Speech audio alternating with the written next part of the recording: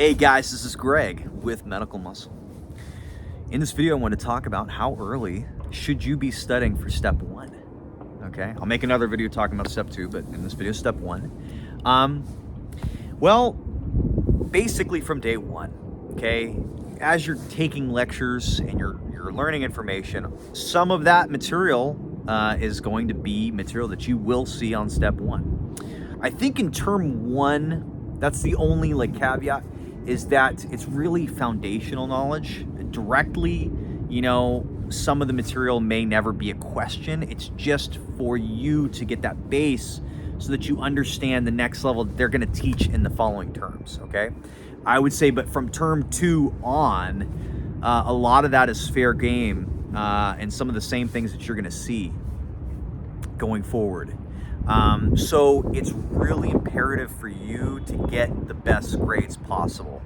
The better your grades are, it's predictive how you will do on step. And how well you do on step one predicts how well you're going to do on step two. So you really, if you're only a C student going through the basic science years, you're probably going to get a C equivalent on step one and then a C equivalent on step two, which is not what you want. You want to be an A student. So really, you got to push for A's every single time. Now, when should you start doing step two specific? Because obviously, I don't think it's important to start, step one specific, studying too early, because you just haven't covered all the basics too. Like you don't understand this third level question because you haven't understood the first level, right? Makes sense. So starting in term four, I think it's appropriate to start maybe halfway through term four at St. George University. Start with some Amboss. I think that's an appropriate thing, some step one Amboss, just to dip your feet in, just get an idea. And you can start making questions specific to whatever the study block that you're working in. I wouldn't do cumulative questions. I don't think that's worth it, but it would be helpful to hit say if you're on GI or something, do GI type questions, just to give you some more, just more exposure. Okay, I think in both of them, step one, step two, it's exposure. You got to expose yourself to a high variety, not only in content, because there's a lot of content, but also repetition. So it's also to solidify certain features that you need to know, and also to see those specific testable questions in different formats, because sometimes they can tweak one thing and then you just don't recognize it. Okay, that's possible. It could be something you've studied your butt off, but they tweaked the question a little bit, and for some reason you didn't recognize it, or it's answer choices that you don't know. Okay, so that comes through exposure, that comes through practice. Okay, so term four is really when you can start. You don't have to. I think term five is where it is helpful to start hitting step one stuff a little harder, right? You can start using UWorld. That's when I actually would suggest starting using UWorld. Maybe at least maybe 1/3 of the way into term five, start throwing in some UWorld.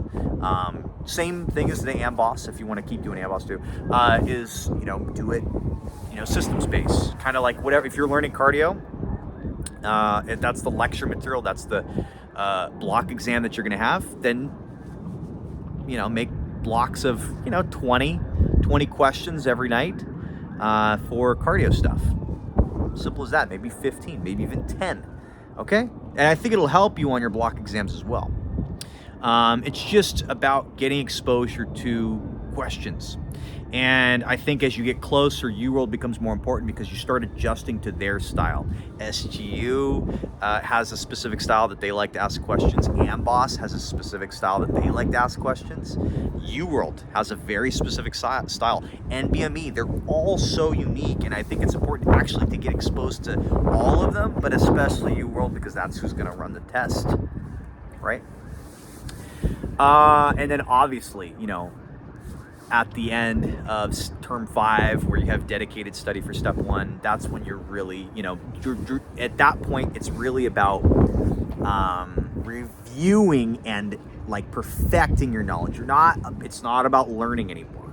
Okay, dedicated that's a huge thing that people need to understand. It's not where you're learning. It shouldn't be. You don't have enough time for that. This is now about like cleaning up your knowledge base, like just filling in these little gaps. Okay, maybe a little bit of knowledge, but mostly just practice test taking skills. You know, how to answer a question even if you don't really understand what's going on. Like you have to use just critical thinking, time management, how to get through questions effectively, endurance, because you know step 1 is a long exam. I think it's like 6 hours, maybe more. I can't remember. I know step 2 is like 5. It was 8 or no, excuse me, 8 or 9. I took it like a month ago. I already blocked it out. So you have all these other skills that you haven't really been tested on in previous terms. You know, those exams are what, an hour and something. So that's where you're really trying to work on those. Yeah. So basically, yes, your studying starts from day 1.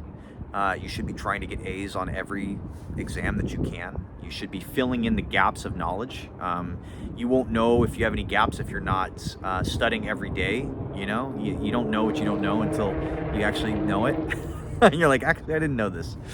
Yeah, and it's all about exposure, guys. And the more exposure you have early on, the better you're gonna do, honestly. All right, guys. I hope this was informative, and I hope you kick booty.